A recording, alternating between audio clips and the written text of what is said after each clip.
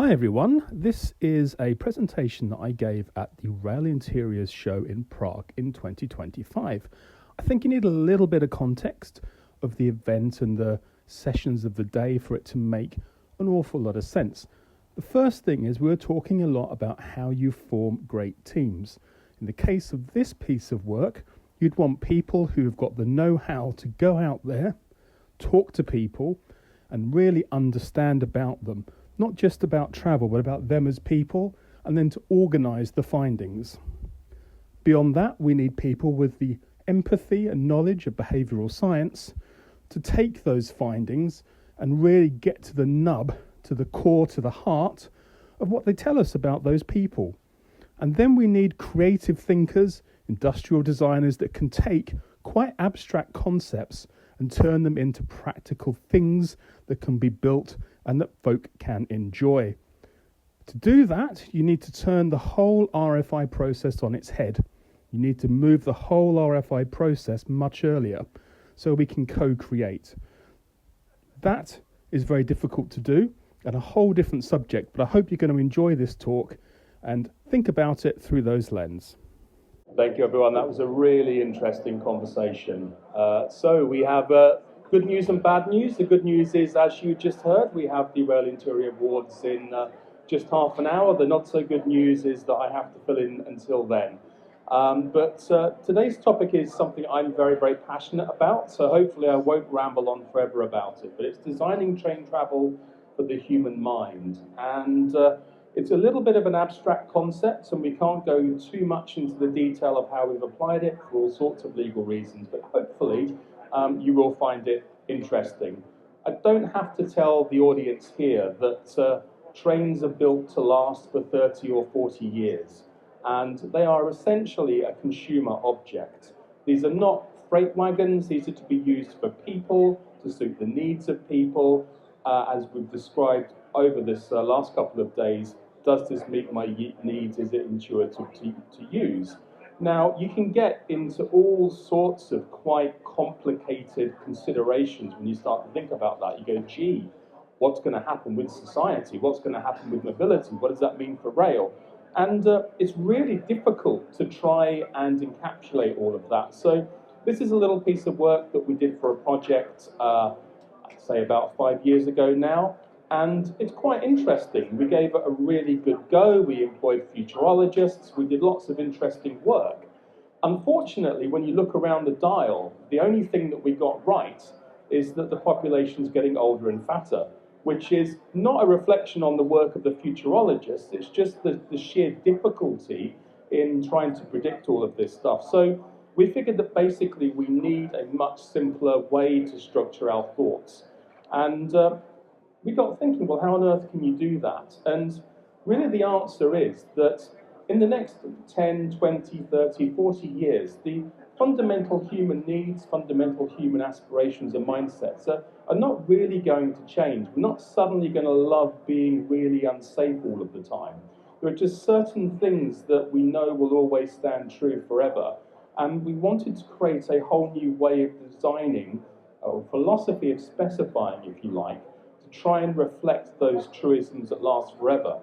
Now, this is the sort of subject you could write a PhD thesis on, so I'm going to rush through this and really keep it quite high level. But for those of you that haven't had the pleasure of learning about behavioural science and behavioural biases, basically we are completely illogical. We do things throughout our lives that are a bit strange and not strictly in our interests, but we do them because we're humans. And we're also a little bit different to each other. Your propensity for risk might be really different to my propensity to risk. And we need to try and understand why those things are so. So behavioural science is effectively the study of how people actually behave, not how they say they're going to behave in a survey, what they really, really do. And on a more individual level, how we participate with trends, how we participate with other people. And what we see is that behavioural biases become a quite predictable pattern of behaviour once you begin to understand them. So if you have a predictable pattern, surely that means there must be needs that are always going to be important to serve. So we've called them forever needs. So we've developed this framework called people, trends, biases, and forever needs. And effectively, people, fairly straightforward. Society, people that use public transport and people that don't, but trying to have empathy with them as a wider human being. We're not just interested in learning about their travel patterns, but we want to learn about what shapes their worldview, how they behave with banking, what they think about healthcare, how they engage with their friends and family. And then the trends. So actually, in their world, what are they buying into? So people buy into things basically when it serves their perceived needs, their biases better than something before. It's not how we necessarily rationalize it, but it's how we actually behave. And when we can understand those biases from the trends people are buying into, we can then say, well, these are the forever needs that are important to this group of people. I've simplified this a lot. And as I say, this is the sort of thing that one day when I get older, I will probably become a lecturer and give some talk at a university about. But that's kind of the summary of it. Now, this incredibly complicated looking slide is in fact the simplification of the process. But we're going to go through it a little bit one by one. So don't be too concerned by it. And I would say that actually we would probably do this slightly differently were we to start a new project now, and I can talk about a few of the learnings. But in effect, people, as we say, wider society, we can see the trends that they buy into, and we can infer from the trends what the biases that they have and what their forever needs are. So just to kind of recap that again in a quick, simpler way, people, as rail operators, we tend to say, well, what are their travel habits? Where they travel to? Do they want to travel with their friends and families? Probably about as wide as we really go. But actually, we want to have conversations with people about much broader social issues. We want to understand users and non-users as people, as consumers, as human beings. And we do that to get empathy for their needs and empathy for just how they feel, because how they feel is really how they're going to judge us in the future. There's a certain truth bomb coming our way, whether we like it or not. And once we have that, we can then put that insight into solution development. So again, just picking up on trends, what do people buy into? So they're actually, when you look at trends, most of them have a very strong behavioural science background to them. So what is affecting consumer behaviour? What are the experiences across different sectors? And looking across different sectors is the key thing here, because people engage with other sectors more than they engage with us. They've got more choice, it's a freer market, so you can actually understand more, because it's just a bigger sample of things going on in people's lives. And from that, we can see that trends exacerbate different biases. So in other words, for instance, the rise of social media and cookies has really exacerbated something called confirmation bias. Now, we'll pick up on that later. I'm sure you've all kind of heard of it, but these biases are not fixed. The relevance of them does change over time. And trends occur when a forever need to these things that we know people will always want are better served by a new idea. So a couple of examples here. AI-powered hyper-personalization. Why has that become a big new thing? There are lots of technologies in the world. Why has this one become something that's really changing society? Well, there's three core things here. There's the framing effect. We like information to seem like it's personalized to us. You might also hear it called the Barnum effect. It's not really personalized to us, but it's presented in such a way that's really relevant to us. And then availability heuristic, which is basically how can I put this politely? It's basically saying we're kind of lazy. We're saying that actually we'll follow the path of least resistance. If you make it easy and simple, that's the path I'm going to go. And default effect is basically a sophisticated way of saying it. You form habits. So once you present something as being really relevant to you, you make it easy, you just kind of fall into the habit of it. And that's why hyper-personalization has been successful, because it makes you think it's personalized and then makes it really easy for you to do it again and again.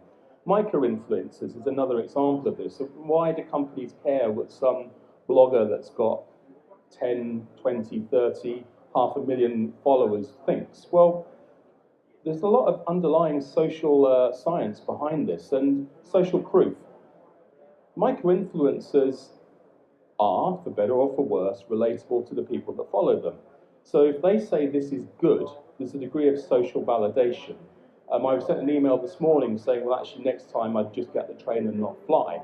That's a social validation for rail transport. and people will hopefully follow that because they know I'm not going to give them a silly steer. Same with in-group bias. I mean, this is a great example of in-group bias. Here we are today, where we have a niche community of people with a common interest, and therefore we respect what each other thinks, and we come and listen to each other. And then a halo effect. If we think really positively about this influencer, for better or for worse, the things that they say are good get a halo effect, and we like them.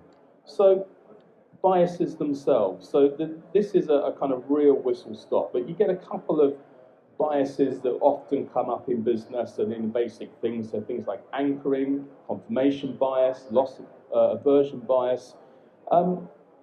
Without getting into the kind of full family of things which would take forever, what we'll see in terms of transport is that the relevant importance of these biases will go up or down depending upon the situation.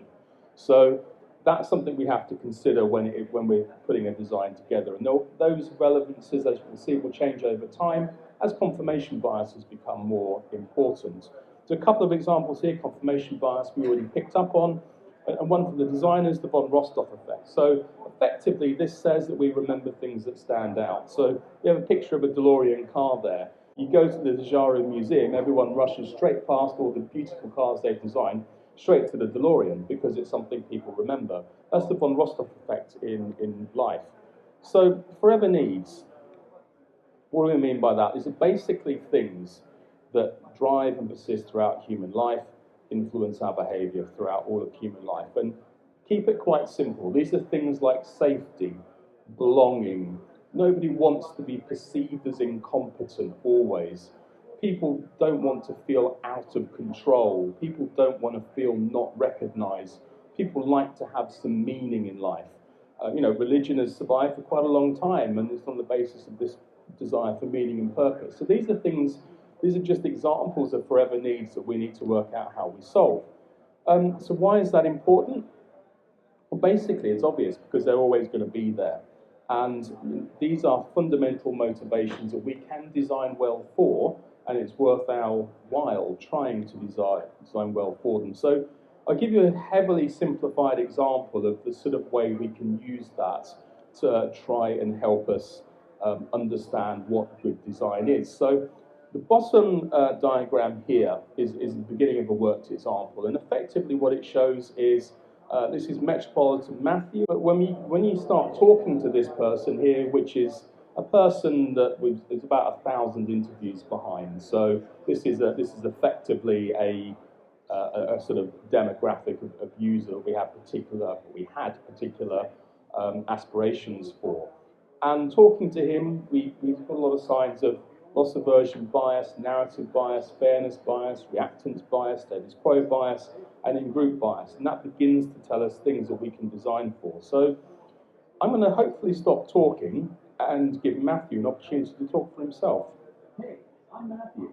I like to say I swapped Boston winters for 10-side runs. My dad's from London, so after college a few years ago, I made the move over, and it just clicked. I live in Limehouse Basin and work near Tower Bridge at one of the big accounting firms. Most mornings start with a prep flat white and a run. Strava always gets the evidence. I'm big on smart tech and brands that actually stand for something. Think Apple, Ring, Patagonia, Monzo, and Weekends are all about food markets, good veggie dishes, and hunting down the best single origin coffee. Okay, so in that particular business, we had a lot of people who had moved to London from overseas for professional jobs, and our target was to get them out of London at the weekends. So that's why this group of people was quite important to us. And what I won't do is kind of run through all of the sort of trends we saw with them, but we did see things like a lot of smart security. They kind of felt like, I want to feel a bit safe in London, I don't know this place. A lot of things around clear labeling, a lot of things around wellness and mindfulness, a lot of things like wanted to be recognized on the socials, be it private ones or professional ones such as LinkedIn. A lot of safe haven investing and a lot of kind of, I'm going to control my investing and stuff myself. A lot of kind of want to travel like a tourist, and also that kind of need for belonging. It's a local community cafe I go to, and I really like the sports team. I always try and go to those events. So we'll kind of get to what we were able to infer from these things.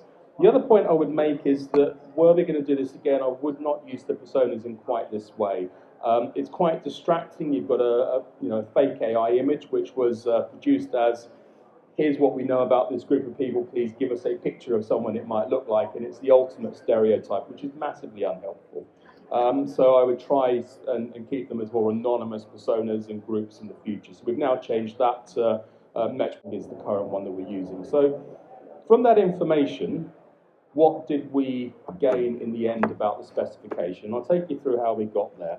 I'm not going to go through every kind of one of these, but we actually found for this person things like universal design and accessibility was really important. Now, this group of people tends to be under 30, so perhaps quite a surprising find. This was something they thought was very important.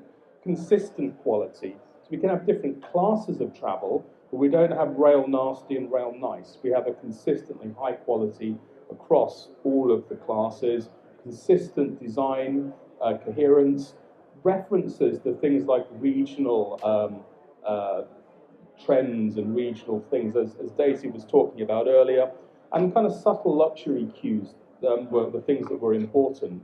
There's a whole range of things there. So how did we manage to get that together? I'm pressing the button and nothing's happening. So as we try and fix that, what I will point out, the game here is that you talk to lots of people and you try and get almost like a pattern of which of these things appears again and again. Perfect. Right, so let's just kind of pick this up again. So how do we begin to understand these guys' wants? So we talked to them, and a lot of the trends they bought into reflected loss aversion bias. There's a degree of inference here, quite a high degree of inference, but things like home security, things like I'm going to invest myself, I'm not going to trust it to others, things like clear labeling and so on. These are all signs of something called loss aversion bias. And loss aversion bias essentially means that people outweigh risk. And they therefore like things that show, yes, this has been quality assured, it's reliable, I feel protected. So anything we can do in design that makes it really, really clear you're safe in this environment will always resonate with this particular group of people. So these are just ideas from a workshop. I've not been able to bring the actual final outputs here, but clear safety cues, so lighting strips, tactile floorings, things like good ergonomics, secure luggage, things are the sort of ideas you might use to try and point towards safety. Belonging. So how do we kind of work out belonging from this? Well, the whole story about, hi, my dad's from London, I've moved here, these all kind of show that they're framing things as being part of a tribe, and there's a story to it. The social features on things like LinkedIn, the badges and so on. Hospitality, I like to go to my local community cafe. These all point towards in-group biases, and it's effectively a kind of search for the shared tribe, which is, I guess, quite typical for a group of people in their 30s that have moved overseas to a new city, a new country. And again, how do you design belonging into a train? So again, things like the regional design references are quite a good way of doing that. Group zones, so you can say, I'm going to bring my friends on the train, we're going to travel together, we belong together, stuff like that. But again, this is where the talent of designers and other people comes in to try and turn these points into something which is tangible. Status quo bias, something that's really misunderstood. So status quo bias basically says I'm going to judge an event as whether I look better or worse because of it. So the cues for that are, again, all the social media likes, the visible certifications, the luxury goods. I want the right watch and all of these sorts of things. And these all show that the person has a need for recognition. They want to show that I'm a good person. So therefore, if you want them to use a product, you're going to have to use design cues, materials, and things that reflect that. Otherwise, they'll see it as beneath them, I'll look bad by using it, and they won't engage. So moving on to autonomy, how do we kind of get a view that these people value autonomy? So reactance bias, there's lots of things in there where they talk about taking control. So talk about location, I want to control where it is I work, I want to control the food I eat by saying, no, I'm not just going to have the veggie delight at Subway, I'm going to stand there and tell you the 5 things that I want in it.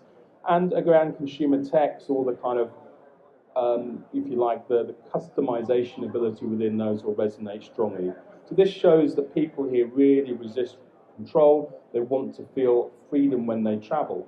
Now, freedom when you travel on a train is quite awkward to do because you are actually trapped in the train until we stop and open the door. But we can do things like saying, right, bring your own things with you. So design the train in such a way you can bring your own things and use the spaces you want. Things like configurable spaces. It amazes me. I'm going to go back to my rant yesterday about adjustable seats. It amazes me that the only thing you can adjust on a train seat is the armrest. It's incredible. There's no other context in the world where that's the case. Yes, that's here we are in rail. Fairness, again, so why do we need to signal fairness to these people? Well, there's lots of talk about buying into transparent brands that don't have hidden fees. Tech companies like Revolut and Monzo are trying to turn financial services into something fair. Lots of references to fair trade, sustainability.